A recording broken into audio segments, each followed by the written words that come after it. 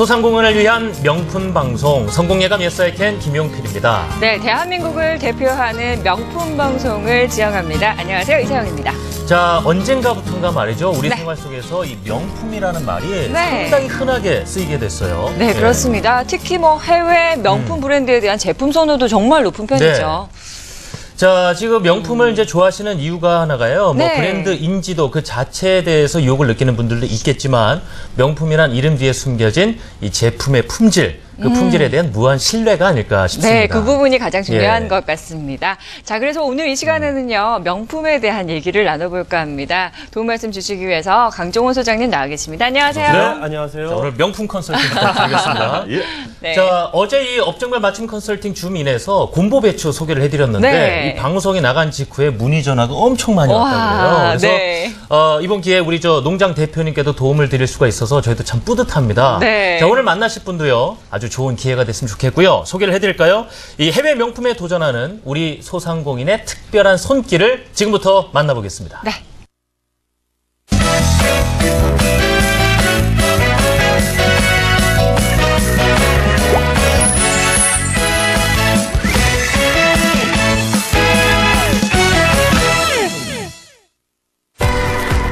고가의 해외 브랜드의 명품이라는 수식어가부터 현대 여성의 마음을 사로잡고 있는 시대.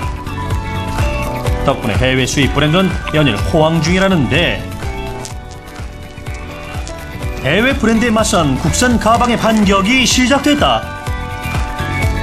원단과 디자인, 서비스까지 더해져 일석삼조의 고객 만족을 제공하는 송민규 대표의 성공 스토리를 들어보자.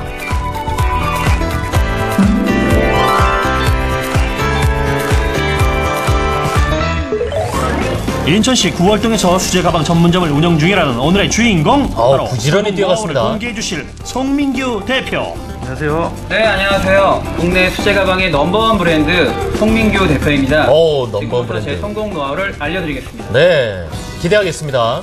비결 첫 번째, 메이드 인 코리아 원단과 디자인. 네, 원단 중요하죠. 성별 불문, 나이 불문, 직업에 따라 사용할 수 있는 다양한 가방이 준비되어 있다는데, 자, 직접 어떤 만드신 가방일까요? 거라는 거죠? 네. 이 가방 같은 경우가 이제 브리프 케이스라고 하는데요. 네. 네. 그 정장도 괜찮고 캐주얼도 괜찮고 남자 여자분도 상관이 없으신 건데 손잡이 자체가 가공된 통가죽이어서 무거운 걸 들으셔도 잘 늘어나지가 않고요. 네. 앞뒤가 구분이 없어요. 아, 들기 각을 편하겠군요. 대서 가방을 만든 게 아니라 손으로 다 이렇게 주물러서 가방을 만든 거라 오래 쓰셔도 거의 변형이 없고요. 네. 한 10년 정도는 끄떡없이 쓰실 수 있는 수제품이에요. 저런 게 진짜 명품인데요. 네. 알고 보면 이미 디자인 특허까지 마친 귀하신 가방들도 눈에 띄고, 자, 이처럼 디자인 특허 철저한 저 부분이 메이드 인 코리아 중요합니다. 제작 시스템이 이곳의 소문난 강점이라고. 내친김에 제작 시스템도 알려주세요. 네? 한 사람이서 디자인을 하고요. 네. 한 사람이서 제조를 해요. 어. 그래서 가방 보시면 저쪽에 이제 샘플을 먼저 만들어서 그 고객님들한테 한 달이나 한 3주 정도 반응을 본 다음에 그 의견을 수렴을 해요. 오. 그래서 한 80% 정도의 그 반응이 좋으면 거기에 의견을 수렴한 다음에 저희가 샘플을 다시 한번 만들고 그 다음에 20개나 30개 정도를 만든 다음에 양산을 해내가는 좀 약간 특이한 시스템이에요. 고객의 기를 패션업계에서 먼저 일했던 보고 경험을 만들어냅니다. 10분 발휘해 11년 전부터 가방을 제작해 왔다는데, 고가의 브랜드와 비교해 절대 뒤처지지 않는 품질은 기본이요, 저렴한 가격은 덤이란다. 명품 가방은 일단은 가격이 비싸잖아요. 그렇죠. 그리고 저희 가방 자체는 가격이 좀 저렴한 편이고요. 일단 중간 마진이 없기 때문에 소비자랑 바로 공장이랑 직거래를 합니다. 근데 명품 가방은 주로 획일적이고 원단 자체가 되게 딱딱하기 때문에 가방이 무거워요. 근데 저희 가방 자체는 다 종이처럼 가벼운 게 특징이고요. 그렇다고 가볍다고 해서 품질이 떨어지는 게 아니라 굉장히 질기고요.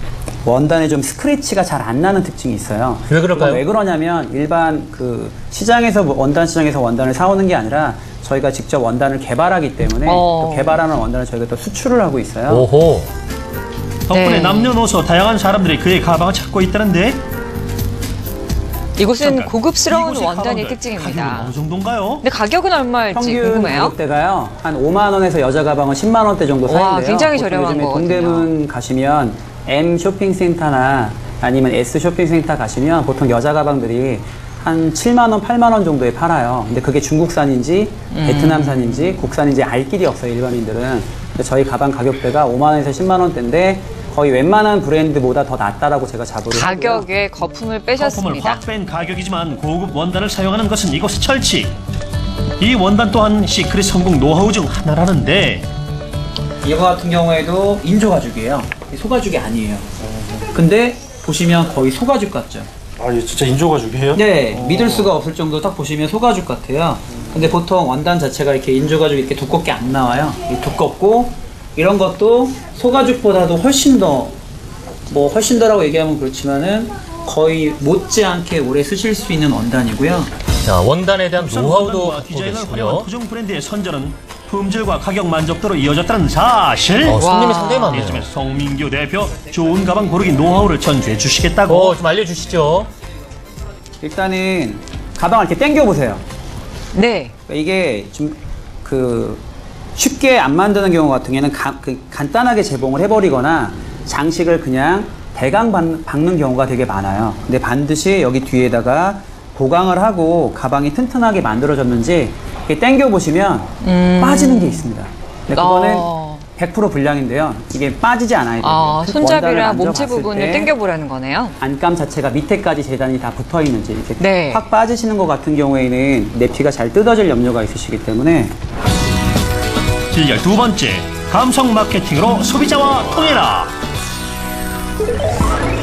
감성 마케팅에서 맞춤형 스타일링까지 고객 마음에 쏙 드는 가방을 파는 가게로 정평이 났다는데 이게 아무래도 파일도 넣으시고 그다음에 이게 가죽 자체가 한 2번 사장님이 저를 딱 보시더니 제 스타일을 딱 보시고 영업을 하고 있으니까 추천해 주신 가방을 딱 들었는데 노트북도 잘 들어가고 서류랑 그런 것도 잘 들어가서 너무 마음에 듭니다. 일할 때 정말 도움이 많이 될 것 같습니다. 고객 욕구 파악하는 게 쉬운 일이 아니거든요. 쪽지처럼 가방을 골라주는 노하우가 있나요?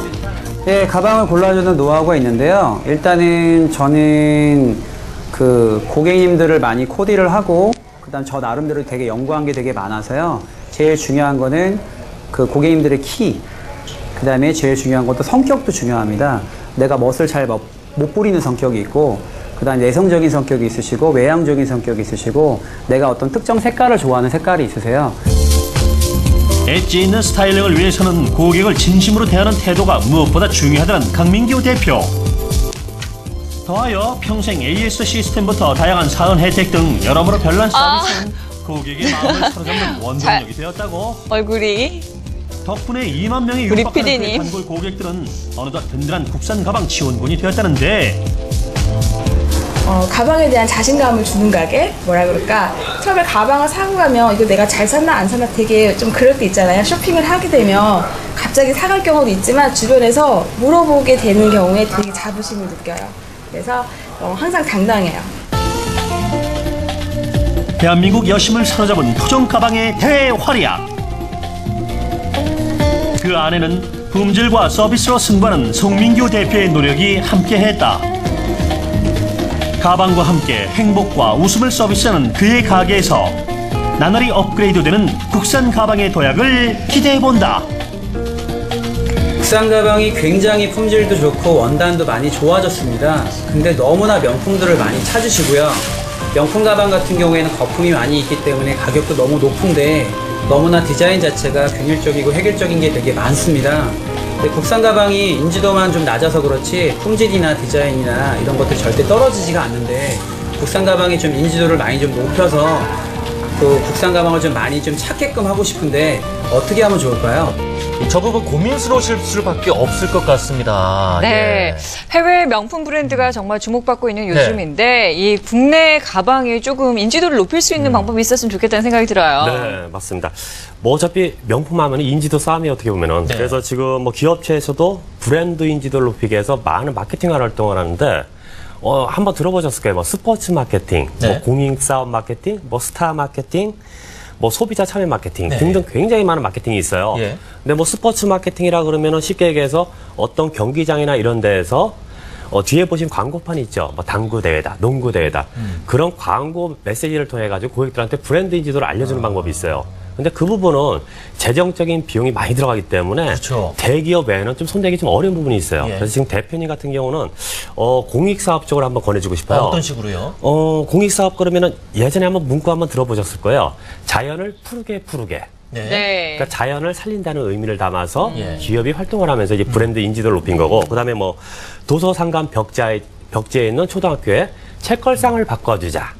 뭐 이제 파이 회사에서 한번 그 행사를 하면서 브랜드 인지도를 굉장히 높여준 적이 있어요. 예. 네. 그러니까 브랜드 인지도라는 거는 자연스럽게 내가 공익적으로 좋은 활동을 하면서 소비자들한테 자연스럽게 접근하면서 나가야 된다는 거예요. 그렇게 시간을 두다 보면은 차츰차츰 브랜드 인지도가 굉장히 좋아질 겁니다. 말씀 그대로 시간을 또 충분히 가져가야 그렇죠. 되는 마케팅 방식을 그렇죠. 좀 놓아야 되겠네요. 네. 역시 저 가방 하면요. 특히나 명품 가방 하면은 뭐 이름만 되면 다 아는 몇몇 네. 브랜드에서 사실 점유율이 상당히 높거든요. 그럼요. 네. 자, 이런 상황에서 국산 이 토종 브랜드가 과연 어느 정도의 시장성을 갖고 전망을 좀 좋게 볼 수 있느냐 하는 부분을 좀 여쭤봐야 될 것 같아요. 지금 해외에서도 네. 한국 시장에 이제 한국 명품 시장을 볼 때 굉장히 뜨거운 시장이라고 표현하고 있어요. 예. 그러니까 실제 해외에 있는 명품 자체가 우리나라에 와가지고 가격이 올라가도 예. 그만큼이 또 판매가 되고 있는 거예요. 그 희한한 어떤 그러다 심리죠. 보니까 사람들 예. 자체가 이거 명품이다 그러면 무조건 가격을 불문하고서 계속 구매를 하고 있거든요. 기본 뭐 2, 300 돼야 좋은 가방이다. 이렇게 그렇죠, 인식이 그렇죠. 돼서 그런지. 예. 근데 지금 뭐 꼭 그렇다고 뭐 대표님처럼 네. 지금 기업체에서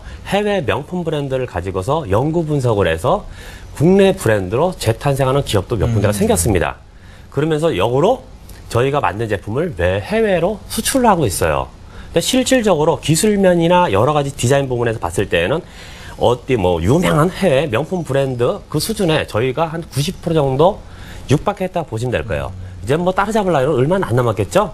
근데 실질적으로 그거는 뭐 브랜드 인지도만 올라간다 그러면은 예. 차분히 그건 잡을 수 있다고 생각합니다. 네, 이 송 대표의 이 가방은요, 이 가격 면에서도 정말 경쟁력이 있는 것 같습니다. 근데 이제 보통 일반인들의 생각이 이제 가격이 높아야 그래서 품질도 좋을 것이다라는 생각을 하기 마련이거든요. 그렇죠. 이 부분에 대한 거 좀 해결을 해야 될 것 같은데요.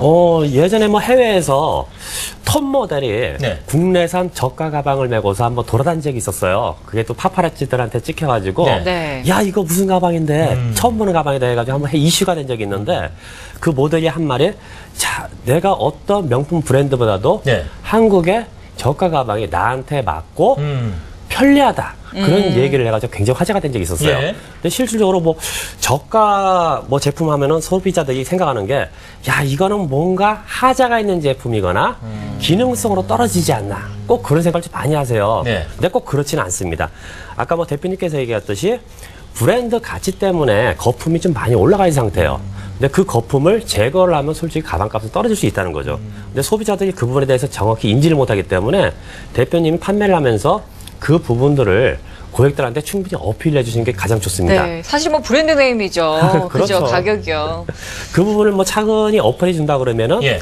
고객들도 믿고 사서 한번 사용해 보신 분들은 AS까지 해주시니까 주변 사람들한테 다시 또 역으로 또 소문을 낼 수가 있어요. 예. 자, 이 정도 값어치로 좀 더 효율적인, 좀 더 디자인이 좋은 가방을 쓸 수 있다.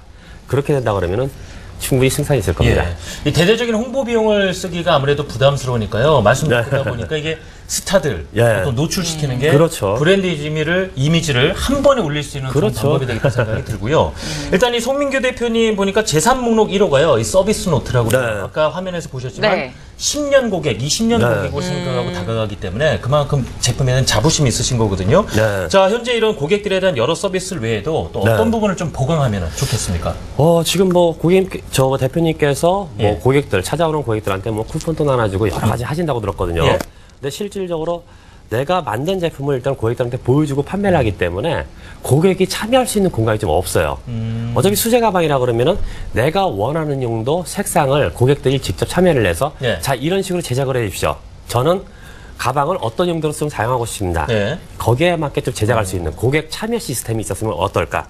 아까 뭐 신제품을 내놓을 때도 고객의 네. 기호를 들어보고 바로 네. 이제 또 상용을 그렇죠, 한다고 하니까 그렇죠. 예. 충분히 그 니즈가 반영이 되는 것 같아요. 네. 예. 그 다음에, 뭐 선물을 좀, 뭐 쿠폰이나 이런 선물을 주더라도 좀 특별한 선물을 좀 권하고 싶어요. 뭐 특별하다고 해서 뭐 어떤 고가나 이런 게 아니라 가방을 구매하는 고객분들한테 그 가방에 맞는 액세서리나 아니면은 뭐 가방을 보관하는 방법들 이런 식으로 뭐 리플렛을 나눠준다든가 해서 좀 가방을 좀 더 이제는 효율적으로 쓸 수 있게 그런 방법을 좀 또 뭐 나눠주면 전체적인 어떨까? 코디도 해주신다고 하니까 접목을 잘 시킬 수 있겠네요. 예, 그렇죠. 그렇다고 네. 하면 받는 고객들도 아 나만의 특별한 가방에 또 거기에 맞는 또 액세서리까지 부착이 되니까 그만큼 네. 또 고객 감동이 되겠죠. 네, 우리 에이디가 촬영하러 가면서 이 가방을 매보고 또 맞는 가방을 또 구했는지 모르겠는데 어떤가요? 그랬더니 너무 좋다고 또 그러더라고요. 네, 소상공인분 중에 이 가방 판매를 하면서 수제 가방에 관심 가지고 있는 분들 참 많으실 텐데요. 그런 분들을 위한 조언 좀 주시죠. 수제 가방 하면은 일단은 뭐 재료에 대한 수급부터 전문 디자이너, 제작자 여러분이 또 필요해요. 그러다 보니까 또 생각지도 않은 비용들이 너무 많이 들어갈 수 있으니까 뭐 수제 가방을 제작하는 전문 업소를 내가 생각하기보다는 가방을 수선해주거나 리폼할 수 있는 그런 부분으로 좀 전향했으면 좋겠어요. 왜냐하면은 지금 뭐 예전에는 신제품들에 대한 욕구 때문에 새로운 제품들을 많이 구매를 했었는데 지금은 좀 오래 묵은 제품들을 많이 선호하는 타입이에요. 뭐 옷도 내가 좀 오래 묵을수록 좀 더 가치를 발휘한다. 뭐 이런 식이고. 그래서 이렇게 한 단계 이렇게 접근한다 그러면 또 새로운 분야에 또 창업이 되지 않을까 이렇게 보고 있습니다. 알겠습니다. 자, 우리나라 탑스타들도요, 좀 해외 브랜드보다는 이렇게 우리나라 거의 토종 브랜드 가방 좀 많이 들어주시면 좋겠습니다. 자, 보다 보니까 이 명품이요, 단순히 이름값만 하는 것은 아니다라는 여러 가지 느낌을 받게 됐습니다. 예. 네, 맞습니다. 이 소상공인 여러분의 땀과 노력이 우리 국산 브랜드만의 경쟁력을 만들어가는 게 아닐까 하는 생각이 듭니다. 지금까지 업종별 맞춤 컨설팅 주민 함께했습니다.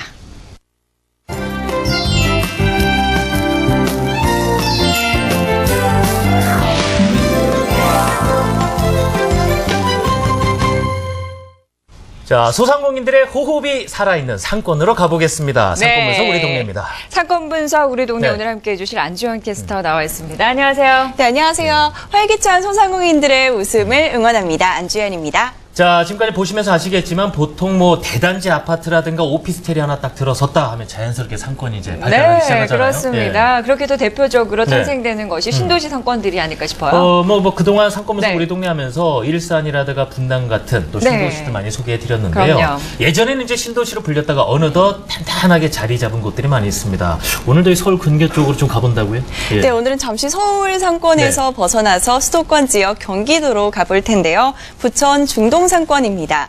네, 부천역을 중심으로 가지고 있는 부천역 상권, 그리고 상동 상권을 가지고 있는 송내역 사이에 위치한 중동역을 시작으로 발달한 곳인데요. 중동은 분당과 비슷한 시기에 개발된 일기 신도시입니다. 지금은 신도시에서 벗어나 완전히 자리 잡은 것으로 보입니다. 네, 90년대 초반에 개발된 중동 신도시에 이어서 상동 신도시가 또 서울 외곽순환도로 중동 나들목 근처에 조성되면서 부천 지역 상권이 상동, 중동을 중심으로 형성됐는데요. 부천시청이 괴남대로변으로 옮겨온 점도 발달에 영향을 줬습니다. 동쪽으로는 양천구가, 서쪽으로는 인천 부평을 접하고 있는데요. 여기에 서울 외곽순환도로와 경인고속도로가 지나면서 차량을 통한 교통 조건은 편리한 편입니다. 처음에 개발될 때 신도시로 시작을 했기 때문에 배후의 주거지를 가지고 있어서 소비층이 두터운 것도 특징이라고 볼 수 있습니다. 네, 아무래도 신도시라 아파트 단지가 네. 많이 들어서 있습니다. 그러다 보면 편의시설도 꽤 많이 들어가 있을 것 같습니다. 네, 부천시청을 중심으로 백화점이 2개나 있고요. 네. 또 대형마트, 대학병원과 같은 편의시설이 자리 잡고 있습니다. 네, 이런 큰 건물들 외에도 골목골목마다 먹자골목도 조성돼 있고 자동차 판매점, 이동통신업체 같은 다양한 업종들이 있습니다. 사방으로 수많은 아파트 단지들이 형성돼 있어서 초중고등학교도 많이 위치해 있고 서울과의 편리한 연계성으로 직장인들을 바탕으로 한 오피스텔들도 있는데요. 그만큼 유동인구도 많고 소비층도 다양합니다.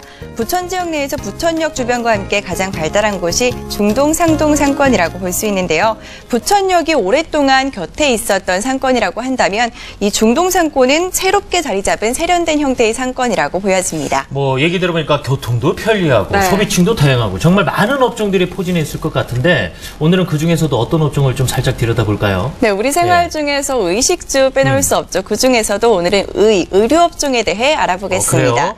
네, 상동 신도시가 발달을 하면서 처음에 중동 상권에 영향을 미치게 됐을 때는 사실 패션 의류업종이 발달할 거라는 얘기도 있었거든요. 그런데 상동에 있는 대형 몰과 더불어서 대형 백화점도 있고 또 터미널과 함께 있는 아울렛까지 있기 때문에 개통 예정인 지하철역을 중심으로 의류 점포들이 들어설 거라는 게 예측이었는데요.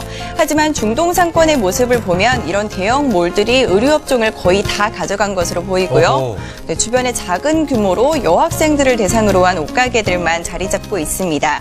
대신 그 자리에 다양한 음식점과 커피 전문점들이 활발한 모습으로 상권을 형성하고 있는 것을 볼 수 있습니다. 그렇군요. 네, 원래 한 업종이 발달한 곳에 사실은 이 시너지 효과를 내면서 다른 그렇죠. 업종도 같이 발달하게 마련인데 이 백화점, 아울렛, 이 상권 주변에 그렇게 같이 발달이 돼 있습니까? 어떻습니까? 네, 최근에는 또 아웃도어 시장이 발달을 했잖아요. 예. 네, 그런 트렌드를 반영해서인지 중동 대로변 상권을 중심으로 아웃도어 매장들이 생겨나기도 했는데요.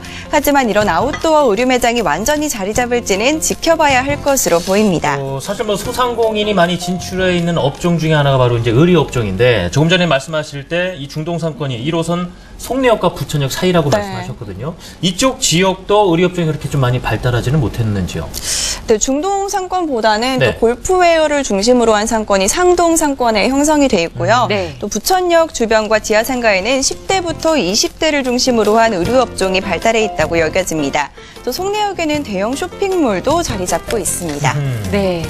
자, 들어보니까 이 네. 부천 지역 자체가 엄밀조밀하게 이 많은 점포들이 들어서 있는 것 네. 같은데요. 앞으로도 이렇게 상권이 활발하게 움직일까요? 어떻습니까? 네, 그렇습니다. 이 주거지와 함께 모든 편의시설이 밀집해 있는 중동 상권은 앞으로의 발달이 더 기대가 됩니다. 네, 오는 10월 7호선 연장 구간이 개통이 되는데요. 온수역에서 부평구청역까지 이어지는 이 7호선 연장 구간은 논현과 청담 등 강남 주요권역으로 이어지는데요. 이 연장선이 관통하는 중동 상권의 호재로 작용하고 있습니다.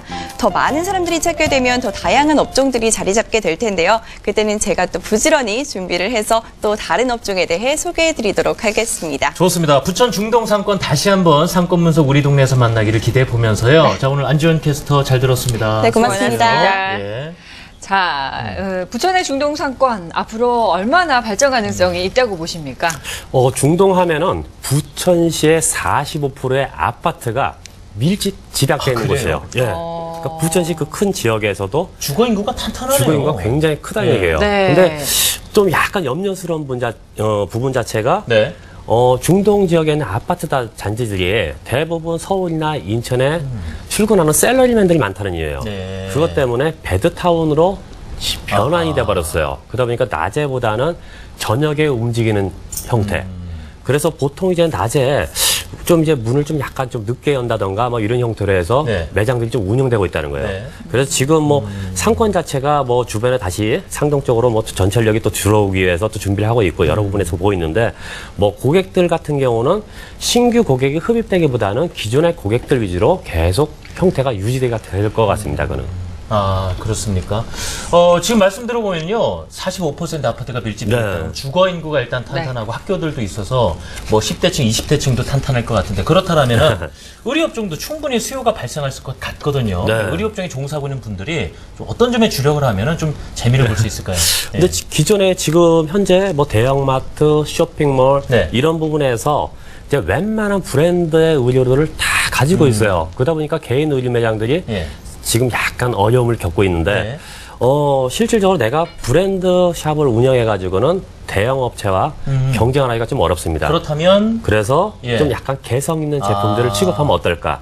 왜냐하면 나만이 갖고 있을 상품들. 예. 왜냐하면 어떤 브랜드 샵보다는 뭐 젊은 학생들이나 젊은 층들을 겨냥해서 거기에 맞는 패션 위주의 상품들을 움직이면 어떨까?